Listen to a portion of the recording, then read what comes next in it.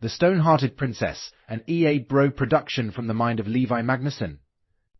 In the kingdom of Evergreen, there lived a princess named Lyra, whose heart was as cold and unyielding as the stone statues that adorned the palace gardens. She was admired for her beauty and feared for her sharp tongue, but few dared to approach her, for they knew she cared for nothing but herself. One day, a humble woodcutter named Finn dared to speak to the princess. He was a simple man with a warm heart and a quick wit, and despite her initial scorn, Lyra found herself drawn to him. Finn, however, saw past the princess's icy facade and recognized the loneliness that dwelled within her. Determined to thaw her frozen heart, he embarked on a quest to find the legendary Heartstone, a mystical gem said to grant the purest desires of the heart. As Finn set out into the enchanted forest, he encountered creatures both whimsical and formidable. Trudging through the dense undergrowth, he stumbled upon a clearing where a massive moose stood, strumming a melancholy tune on a lute carved from bone. The minstrel moose sang of lost love and forgotten dreams, his mournful melody weighing heavy on Finn's heart. Determined to lift the moose's spirits, Finn joined in with a lively jig, his feet tapping out a rhythm that brought a smile to the moose's lips. Grateful for the brief moment of joy, the minstrel moose offered Finn a song of guidance, its haunting melody leading him deeper into the forest. The next trial came in the form of the puffball pixies, mischievous beings who delighted in leading travelers astray with their illusionary tricks. They danced around Finn, their giggles echoing through the trees as they tried to confuse him with their illusions. But Finn, with his keen perception honed from years spent navigating the forest, saw through their deceptions. With steady determination, he followed the true path, ignoring the distractions the pixies conjured until they, defeated, vanished into the morning mist. Continuing his quest, Finn stumbled upon the Crystal Guardians, majestic beings made of shimmering gemstones.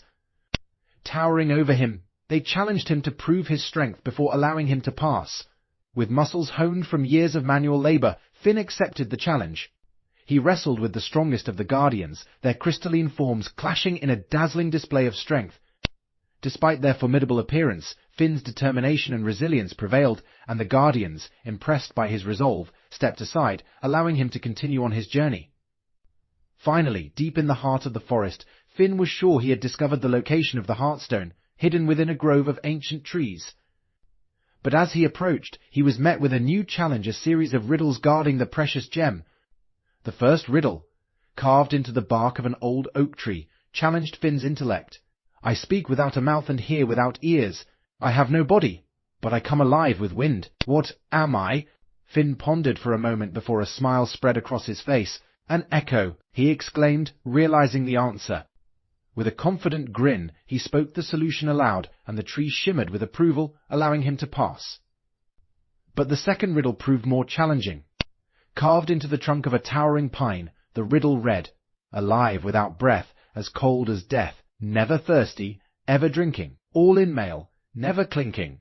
Finn furrowed his brow, pondering the riddle's meaning. He sat there for a long time, but couldn't think of anything, and was near to giving up. Suddenly, a gust of wind blew through the forest, causing the pine's branches to sway and rustle. And then, as if by chance, a droplet of water dripped from a nearby leaf, landing on Finn's outstretched hand. Water, he exclaimed, his eyes alight with realization. A glimmer of hope, a flicker of warmth. With trembling hands, she reached out and touched the Heartstone, and in that moment everything changed.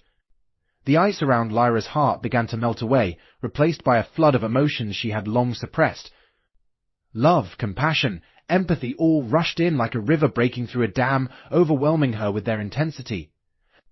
With tears in her eyes, Lyra turned to Finn and embraced him, grateful for the kindness he had shown her. Together, they returned to the kingdom, where Lyra vowed to rule with wisdom and compassion, using her newfound warmth to heal the wounds of the past. And so, the Stonehearted Princess became known not for her beauty or her power, but for the strength of her heart and the depth of her compassion. And though their journey had been fraught with danger and uncertainty, Finn and Lyra knew that they had found something far more precious than any gemstone, a love that would endure for all eternity.